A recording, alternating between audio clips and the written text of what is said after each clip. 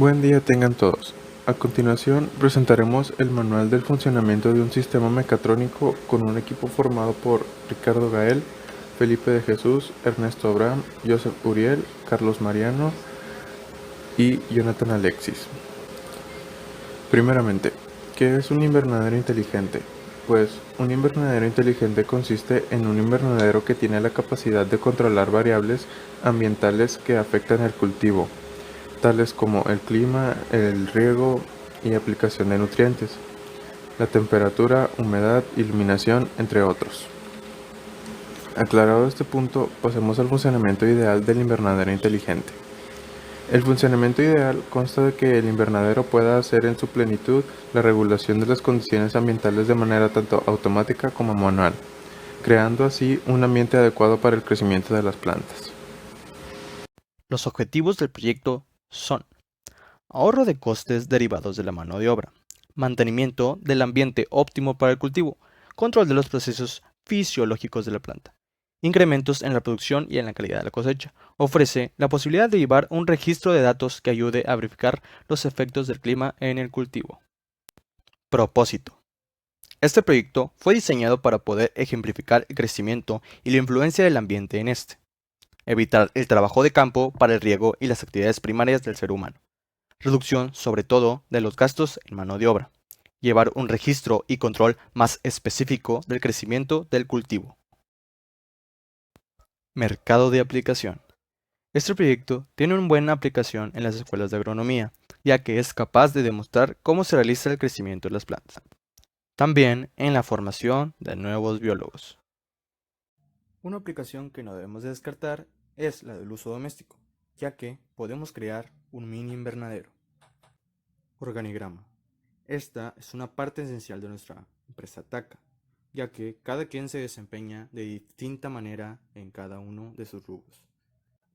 Mi compañero Ernesto lleva el cargo de supervisión, su servidor el cargo de materiales, nuestro compañero Felipe Cáceres Araujo el de control, Mariano Vallejo fabricación, Gael diseño y por último nuestro compañero el ensamblado.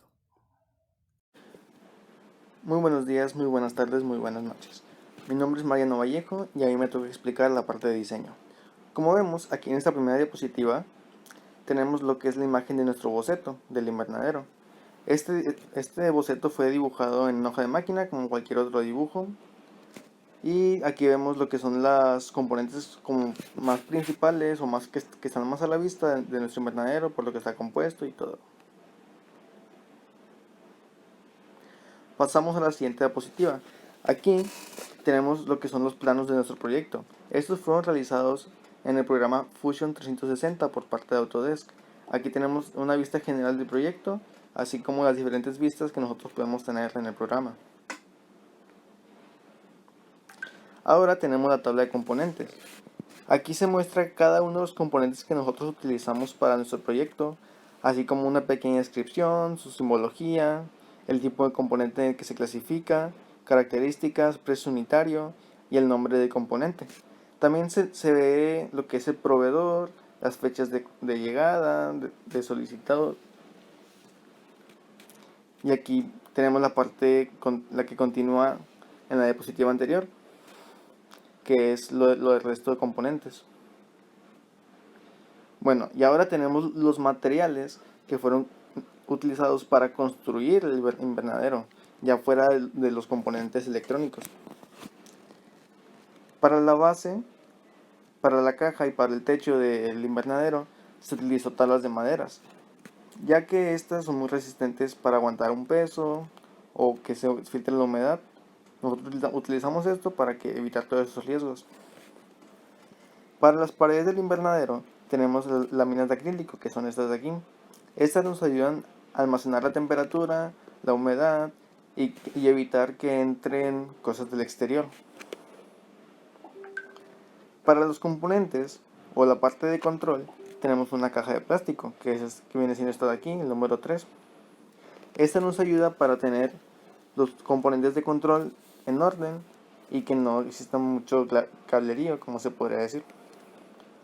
Para unir las paredes de acrílico tenemos unos soportes de aluminio, que son estas de 4 de aquí.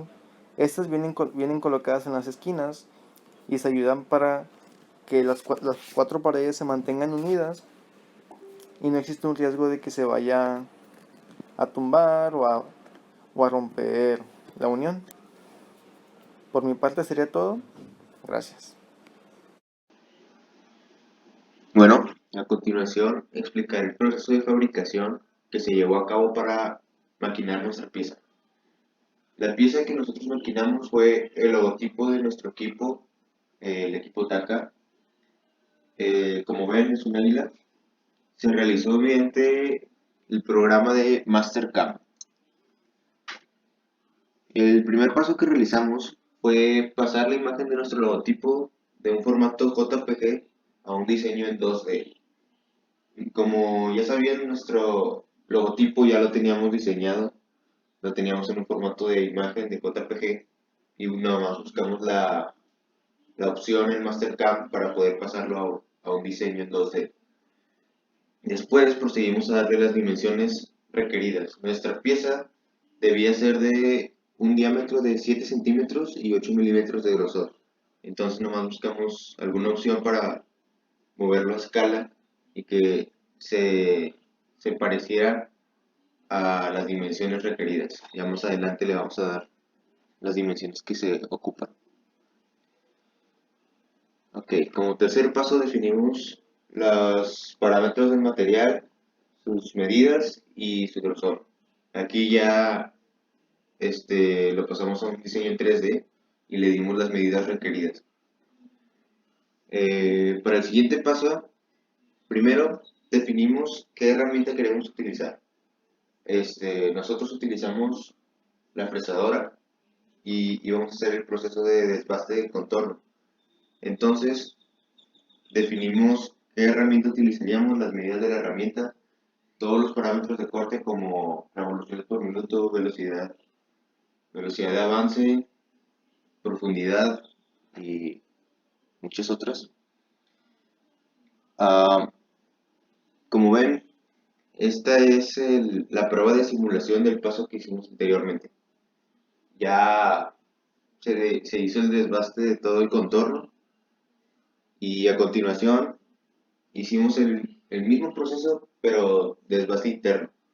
Como ven, es un poco complicado, tiene muchos relieves y eh, nosotros tuvimos ahí una dificultad, no sabíamos cómo realizarlo. Entonces buscamos varios videos y pues ya encontramos una herramienta adecuada. Lo mismo, pusimos qué herramienta utilizaríamos, los parámetros de corte. Os mostraré cómo salió en la simulación nuestra prueba de simulación de los desbases internos y juntando lo anterior del contorno con los desbases internos ya tenemos completada nuestra pieza.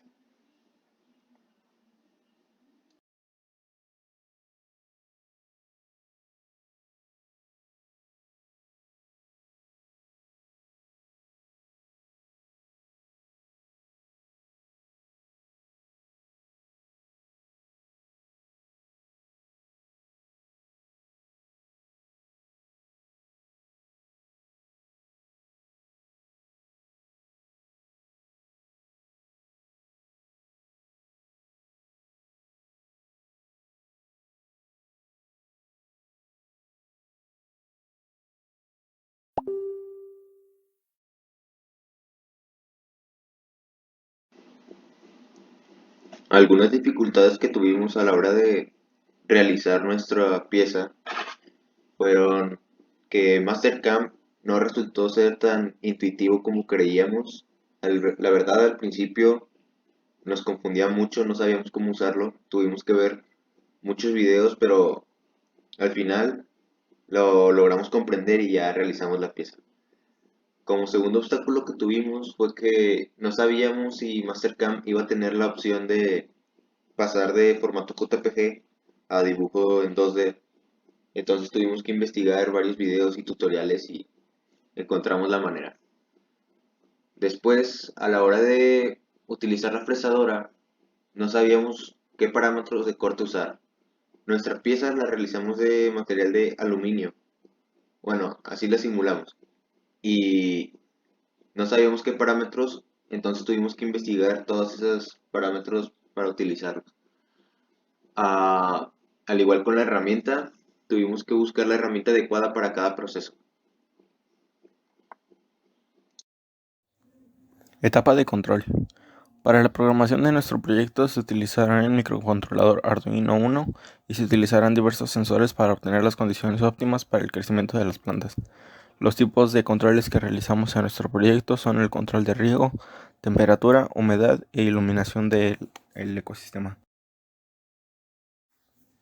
Materiales: Arduino Nano R3, bomba de agua, módulo relay de 5 volts, alfanumeric LCD 16x2, DHT11, sensor de temperatura y humedad, SparkFun Soil Moisture Sensor o sensor de humedad para tierra, LDR, sensor de nivel de líquido, switch actuador y jumper wires.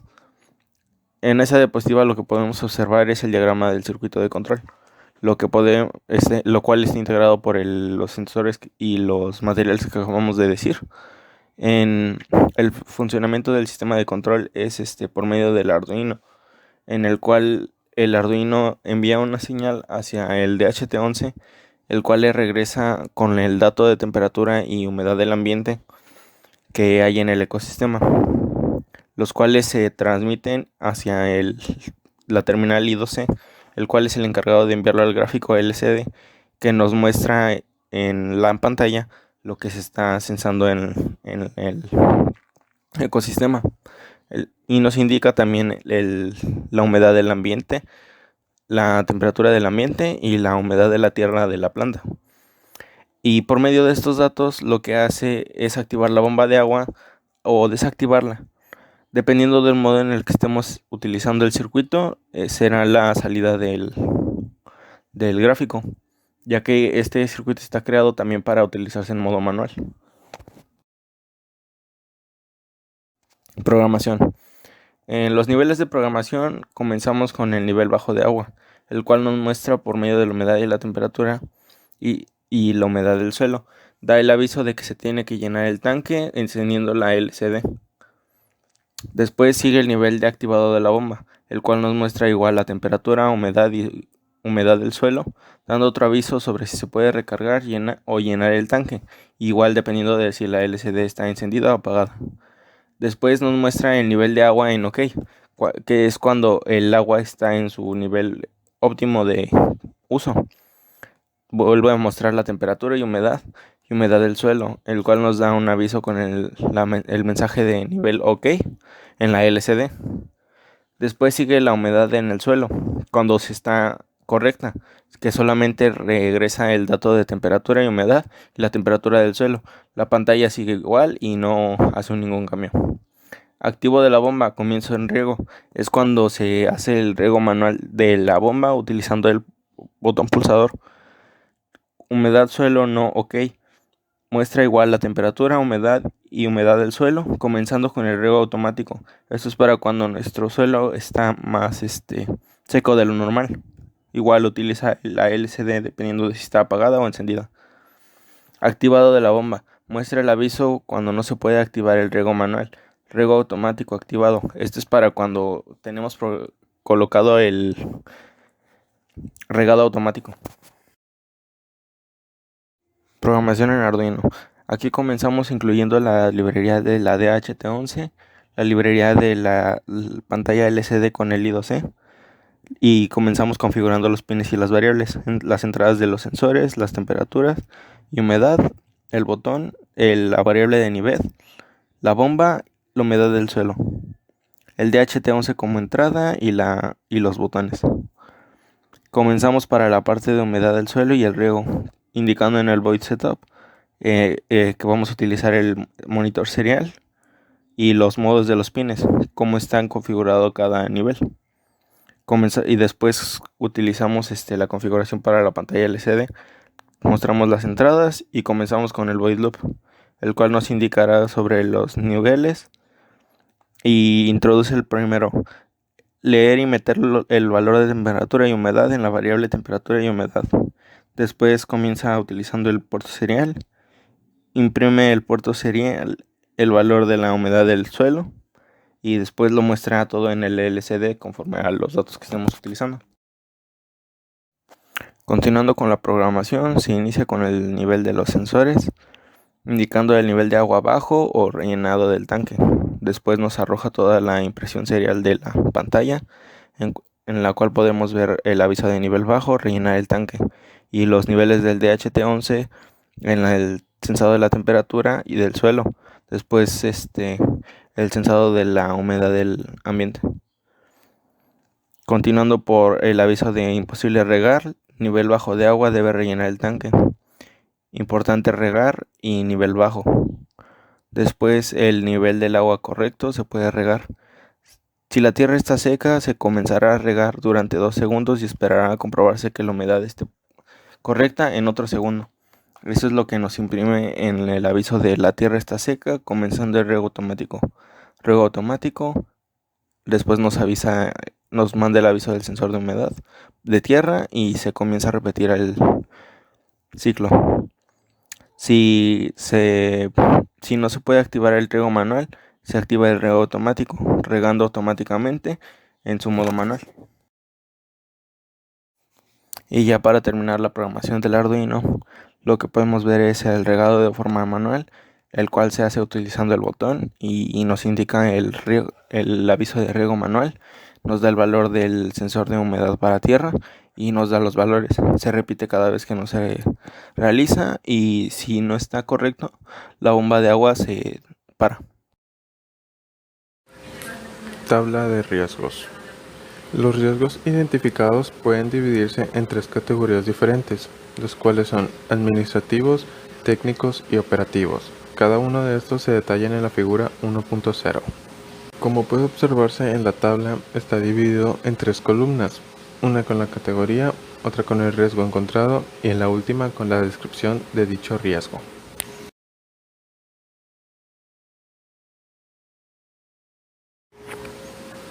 Para la creación de la escala utilizada para determinar la frecuencia con la que ocurre el evento descrito se detalla en la figura 2.0. Y como puede observarse, un evento que no se presente en un periodo no más largo a 6 meses es considerado de nivel bajo, y por ello se le considera de nivel 1. Un riesgo que se clasifique como medio tendrá un valor correspondiente a 2. Este evento es el que ocurre entre 3 y 6 meses. Y por último, los riesgos altos son los que tienen una frecuencia de menos de 3 meses. Por este motivo se les asigna un valor de 3. La frecuencia de los riesgos que se identificaron en la figura 1.0 se describen a continuación en la figura 3.0. Y para medir el impacto de operación si se presenta alguno de estos riesgos se desarrolló la figura 4.0. Para determinar el nivel de impacto que tiene cada riesgo se determina el valor de bajo, medio y alto, en donde bajo significa que el equipo puede continuar sus funciones con normalidad, sin embargo, el riesgo de que ocurra el evento está presente. Medio hace referencia a que, aunque el evento haya ocurrido, el equipo puede seguir trabajando, pero a diferencia del riesgo bajo, aquí puede que perjudique a otros componentes esenciales. Alto significa que el impacto del evento es terminal, es decir, que el equipo sufrió daños y por ende no puede continuar funcionando. Basado en estos valores, se han clasificado los riesgos según su impacto, es decir, cuando se presenta alguno de estos riesgos en las operaciones. Para esto se desarrolló la figura 5.0.